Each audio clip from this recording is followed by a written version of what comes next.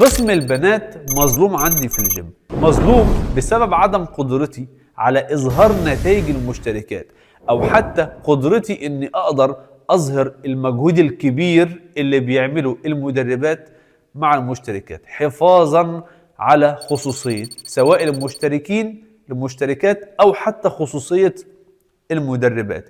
ولكن اعتمادي السنين اللي فاتت كلها كان على التجربة الحقيقية للمشتركات في بكر جيم. عمري ما لجأت اني اطلب تقييمات مجاملة او اني اطلب من المشتركات انهم يعملوا ريفيوهات ايجابية عن الجيم في اي مكان او اي بيج، ودايما كنت ماشي بمبدأ اتقن عملك وعملك هو اللي هيتكلم عنك. اما مشتركة بتتمرن في كذا مكان وتتمرن في بكر جيم، لما حد بيسألها عايزين ننزل جيم، بفضل الله بفضل التجربة الحقيقية أول مكان بيتم ترشيحه هو بكر جيم.